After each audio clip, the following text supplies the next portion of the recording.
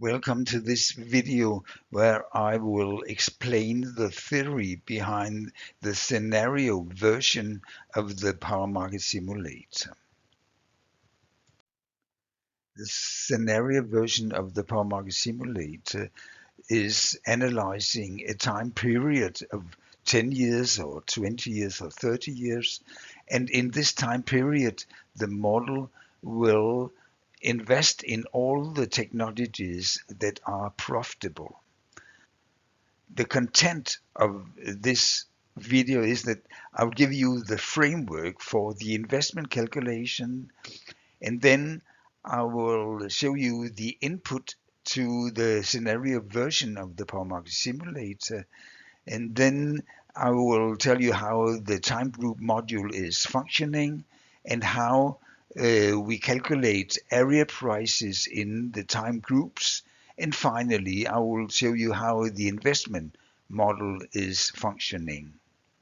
The framework for the investment calculation is that we are not considering unit commitment, and we are only focusing on the day ahead market. And all the calculations, they are carried out deterministically. We also assume that the production from solar, wind, and run-of-river hydropower plants is decided by weather, not by the plant owners. And combined heat and power plants participate in the economic optimization in a way that we include the gain from co-production with heat. And in other models, they normally will only invest in the technologies that generates the greatest profit. This is not the case for the scenario version of the power market simulator. Here we invest in all the technologies that provide a profit. And finally, we use the very fast solver in Power Market Simulator Hour when we calculate area prices. Let us now look at the input data to the scenario version of the Power Market Simulator. For consumption, we have hourly profiles in all price areas. And when we look at the power units, we know the capacity, the decommissioning year, the efficiency, and the operational and maintenance costs of all these power units, both the existing ones and the new technologies. We also know the availability of thermal units and the full load hours of hydropower plants with dam. And then we know the hourly profiles for solar, run-of-river hydropower, and offshore and onshore wind in all price areas.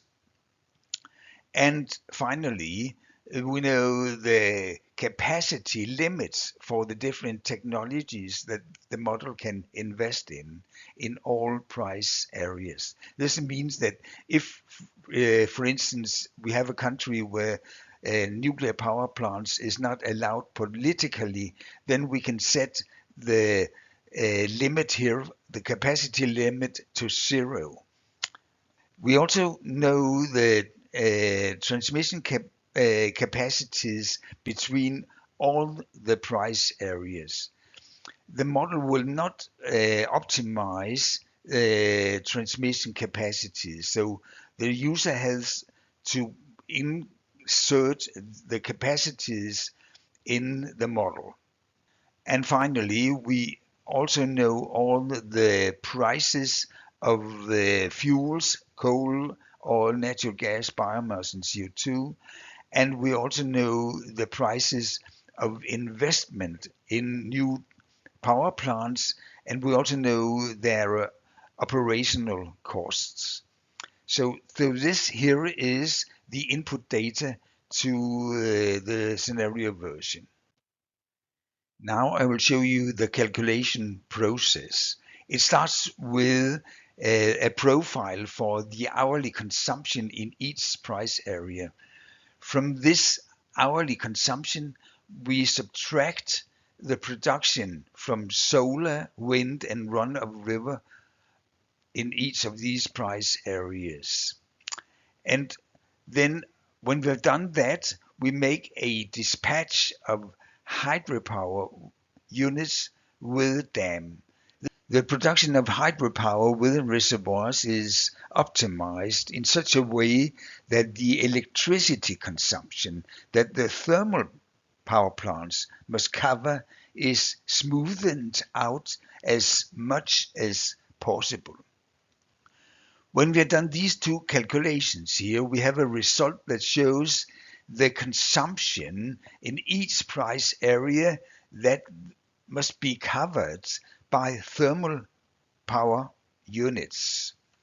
We assume that it is the thermal power plants that determined the market price in the various price areas. If the renewable energy plants alone can produce the consumption, then the market price is set to zero. The market prices, they are not calculated for all 8,760 hours of year. The hours, they are divided into time groups, and the market price are calculated for these time groups. So here we determine now the hours that should belong to each time group, and it is done in a way that where the residual consumption is roughly the same in all price areas.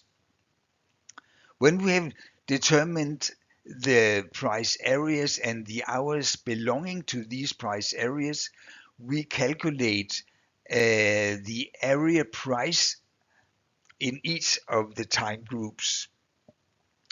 And now we know the prices, we know the hours in each time group, and we know the prices. We start the investment calculation. In the investment module, we calculate the profit for each technology and compare this profit with the yearly cost for interest, repayments, and operation of the technologies. The investment module iteratively invests in technologies that generate profit.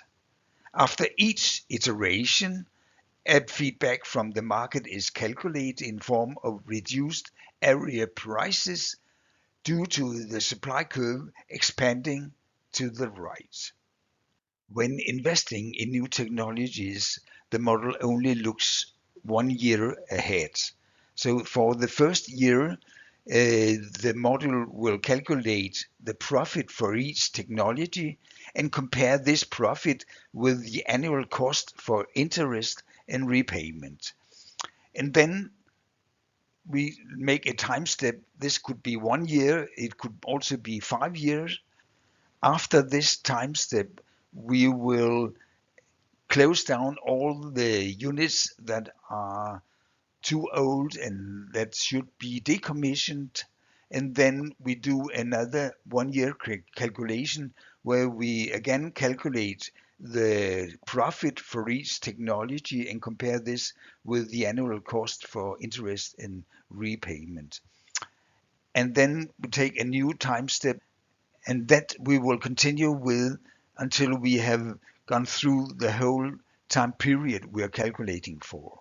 When we calculate the yearly profit for each technology, we have to know the production of this technology in each time group, and we also need to know the market price in each time group.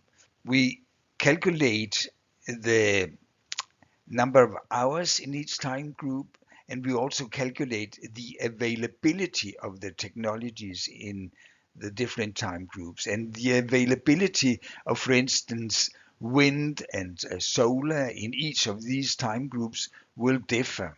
So when we have the production and we have the market price in each time group, we are then able to calculate the yearly profit. We will now look at the time group module in the model.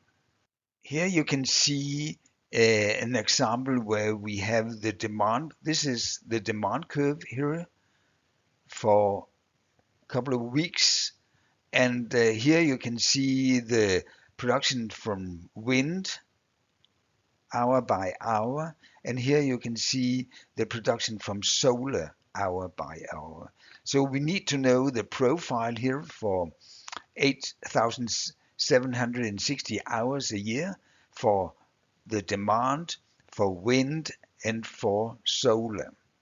The next we do here is that we subtract the production from solar and wind from the electricity consumption hour by hour. And here you can see the result of this subtraction. You can see that there are in fact hours here where the production from renewable energy is larger than the demand.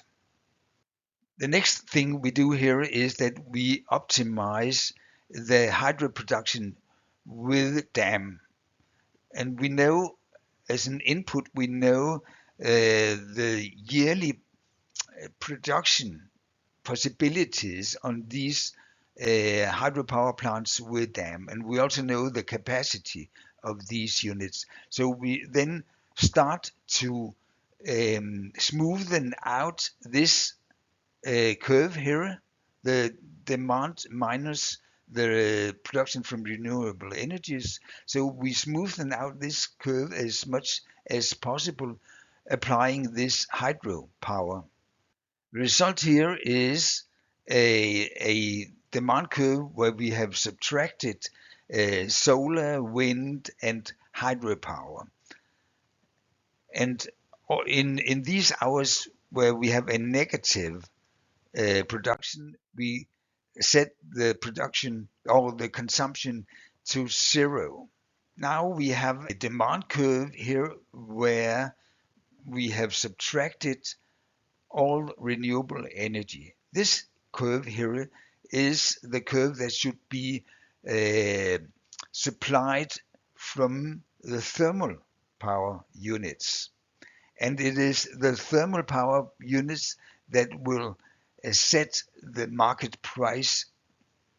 The market price in these areas where we have zero demand is equal to zero.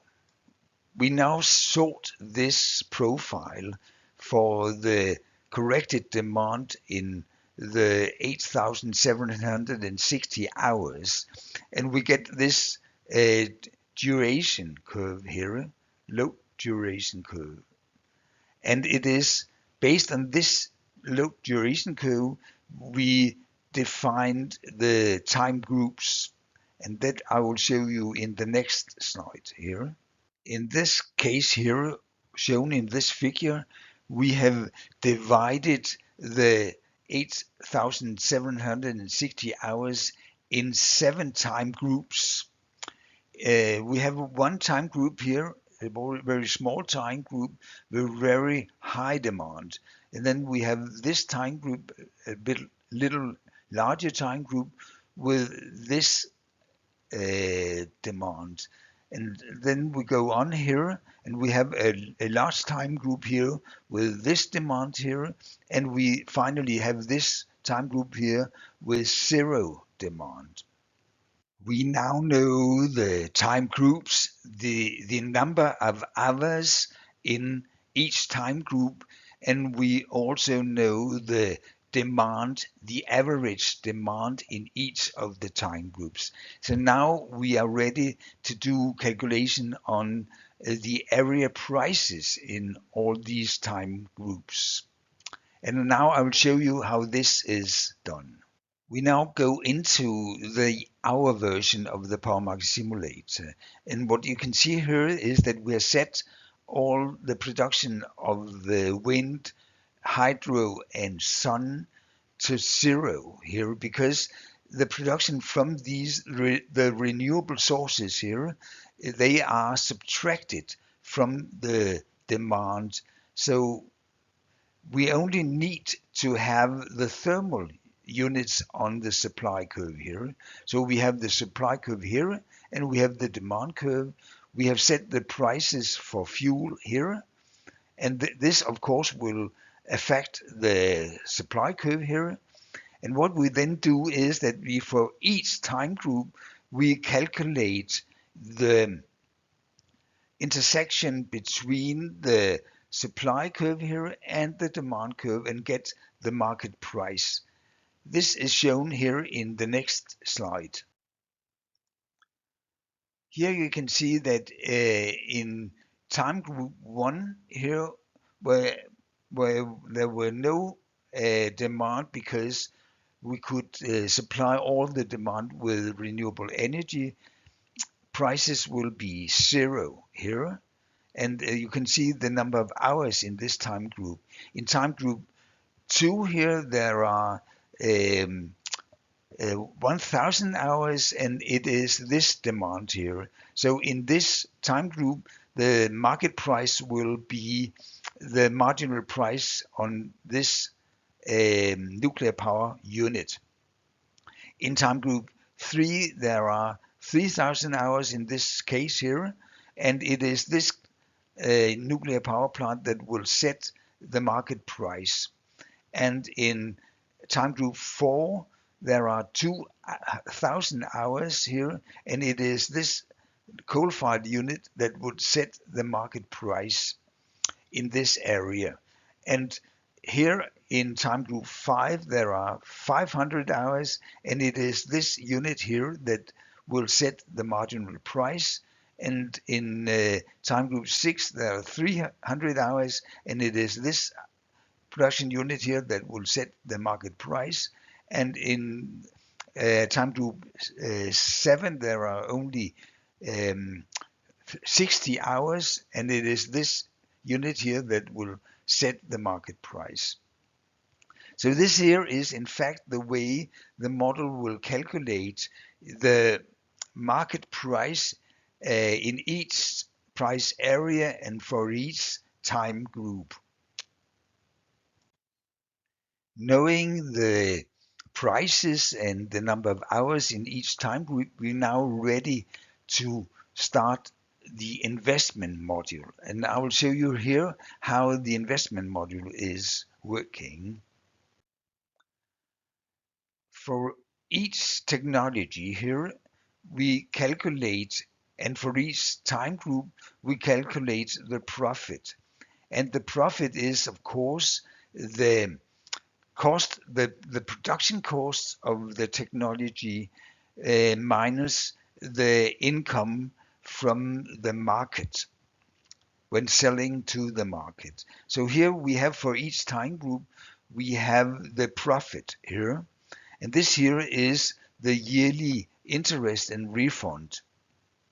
So we set up for each technology, we know now for this specific year we are calculating, we know the yearly interest and refund, and we also know the yearly profit.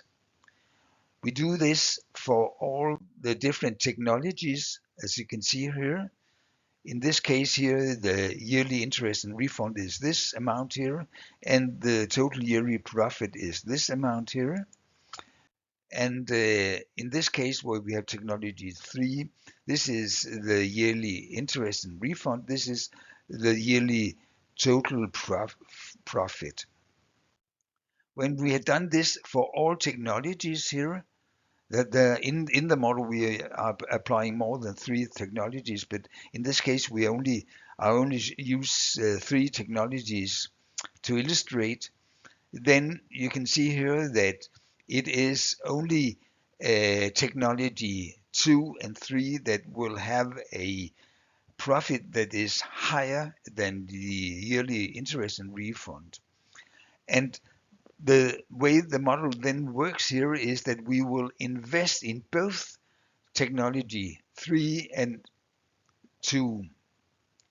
And the amount of, if we, for instance, says here that we want to invest in each iteration, we want to invest 100 megawatt, then we say that um, technology number 2 here should then the total capacity we want to invest in technology 2 here is the surplus for technology 2 here, uh, divided by the total surplus for both technology 2 and 3. And the capacity of technology 3 here is the surplus of technology 3 divided by the total surplus for both technologies here. So that if the surplus here for technology 2 is much higher than the surplus for technology 3, then we will invest a larger part of the 100 megawatt total in technology 2 than in technology 3. And when we've done this calculation step here, where we have invested 100 megawatt totally, then we will, based on price tangents for each time group and for each area, we will calculate the market feedback. If we have invested 100 megawatt, then the prices will reduce in the different time groups. And here we calculate how much the price will be reduced. And then with these new reduced prices, we will continue the investment calculations. And this will continue until there is no profit any longer. The method I've just described for you is implemented in the scenario version of the power market simulator.